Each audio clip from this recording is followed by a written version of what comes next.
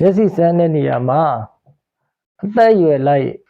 ပိုင်းခြားပြီးမျက်စိစမ်းတဲ့အနေအထားလေးတွေရှိရနော်ဒါကရာခိုင်နှုန်းမဟုတ်တော့မှရာခိုင်နှုန်းပဲလဲတဲ့အနေအထားမျိုးလေးတွေရှိတယ်အဲ့တော့အသက်အရွယ်လိုက်ကဘလို့အသက်အရွယ်လိုက်တုံးဆိုတော့နံပါတ်1ကကလေးတငယ်ပိုင်းဆိုင်ရာနော်တချို့သောကလေးငယ်တွေကြတော့စကားမပြောတတ်တဲ့ကလေးငယ်တွေရှိမယ်နော်စကားမပြောတတ်တဲ့ကလေးငယ်ဆိုတာကတကယ်တမ်းစကားပြောတတ်ပါဟဲ့စကားပြောတတ်တယ်ဆိုပေမဲ့လည်း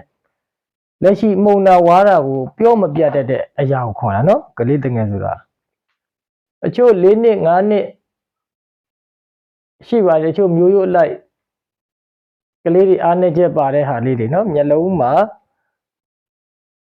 ချိုးရင်းချက်ဖြစ်တဲ့အရာလေးတွေရှိရနော်တချို့ကလေးတငယ်တွေဒါကတော့မြန်မာနိုင်ငံမှာတော့သိပ်မတွေ့ပါဘူးတခြားသောနိုင်ငံတွေမှာတော့တွေ့တယ်အဲ့လိုကလေးတငယ်တွေကြတော့ဘလို့အနေထားမျိုးနဲ့ဆန်းမလဲဆိုတော့သူတို့ကြတော့ကိုမေးသမျှလည်းပြောမပြတတ်သလိုသူတို့ရဲ့ခံစားချက်ကိုလည်းဖွင့်မပြောပြတတ်ဘူးအဲ့လိုကလေးတငယ်မျိုးကြတော့ဆိုတော့ကွန်ပျူတာပိုင်းဆိုင်ရာနဲ့ဆန်းတာတော့ပိုကောင်းတယ်နော်ဘာလို့လဲဆိုတော့တက်စပုတ်နဲ့သိပ်ပြီးတော့အလုပ်လုပ်လို့မရဘူး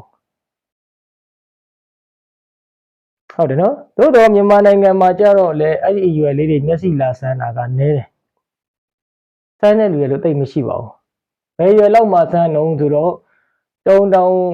ကိုမျက်လုံးကြည့်မကောင်းဘူးဆိုတဲ့အနေအထားမျိုးဆိုဘယ်ရွယ်တုံးဆိုတော့ကလေးတငယ်တွေ9တန်းတို့6တန်းတို့9တန်းတို့နော်အသက်အရွယ်ပိုင်းခြားတဲ့အနေအမှာဒီလိုကလေးမျိုးလေးလောက်ပဲစပြီးစမ်းသပ်ကြတာများတယ်နော်9နှစ်6နှစ်ဆိုတာကသိမဖြစ်နိုင်ဘူးနော်မဖြစ်နိုင်ဘူးလာတာနည်းတယ်အဲ့ရွယ်မှုံးနေပြီလို့ပြောလဲဘယ်လူကြီးကမှသိပြီးရေးမလို့ဘူးနော်ကလေးတငယ်ပိုင်းဆိုင်ရာကိုအဲ့တော့သူတို့စာသင်တဲ့အနေအထားမျိုးမှာရောက်မှသာလင်ကလေးတွေကအဝေးမှုံလို့အဝေးကြည့်မကောင်းလို့အဲ့ဒီရွယ်တွေကအများဆုံးကတော့အဝေးတွေပဲမှုံတယ်နော်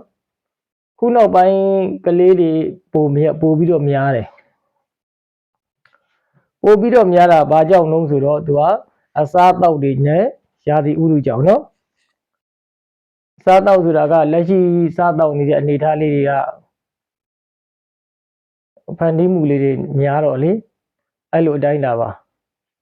ဒါတော့ကလေးတွေကလက်ရှိပေါ်တဲ့အစားတောက်တွေကလည်းအရမ်းများတယ်လေလက်ရှိမှာကြတော့အဲ့လိုပေါ်တဲ့အစားတောက်တွေကြောင့်မို့ကလေးတွေကမျက်စိမှုန်တာအရမ်းမြန်တယ်နော်အရင်တော့ကတော့မရှိဘူးအရင်တော့ကအသက်40ကျော်40နာရောက်တာတို့နော်40ပတ်ဝန်းကျင်မှာပဲစာကြည့်စမှုန်ကြတာခုကလေးတွေကတော့မဟုတ်တော့ဘူးနော်ကျောင်းလေးစတက်ပြီးဆိုတော့တန်း2တန်း3တန်း4တန်းဆိုရင်ကိုမျက်စိကသိကြည့်မကောင်းတဲ့ကလေးတွေအများကြီးရှိရနော်3တန်းတို့2တန်းတို့ဒီရွယ်တွေကပြောပြတတ်နေပြီသူတို့မျက်စိမှုန်တဲ့အကြောင်းပေါ့နော်အဲ့လိုမျိုးလေးတွေရှိတယ်အဲ့ဒီရွယ်တွေမှာမျက်စိမှုန်လို့အဝေးကြည့်ပဲလားမဟုတ်သေးဘူးနော်ဆလနာသမားလေးလည်းပါတယ်ဆလနာတက်မဲ့ကလေးတငယ်တွေလည်းပါတယ်နော်အဲ့တော့အသက်ရွယ်လိုက်မျက်စိစမ်းမယ်ဆိုတော့အသက်ငယ်တဲ့ကလေးတွေအလုံးကမိုင်းနဲ့များတယ်ရာခိုင်နှုန်းအများစုပေါ့နော်မိုင်းနဲ့ပဲ20ကျော်30ဆွန်းမိုင်းနဲ့ကြည့်ပဲပလက်ဆိုတာကနည်းတယ်မျက်စိစမ်းတဲ့နေရာမှာဒါလေးဂရုစိုက်ရမယ်ရနော်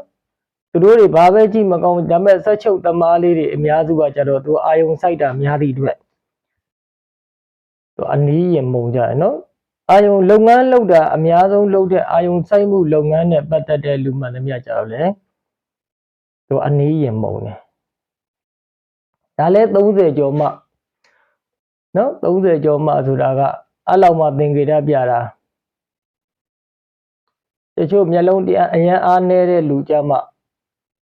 28တော့ဒီပတ်ဝန်းကျင်မှာပဲနော်အနီးမှုန်တယ်ဆိုတော့အနီးကမှုန်ခဲ့တယ်သူတို့ကလည်းခဏတပြုတ်ပဲဖြစ်တာလုပ်ငန်းမှာအာယုံစိုက်မှုအများဆုံးကြောင့်မို့ဖြစ်တာ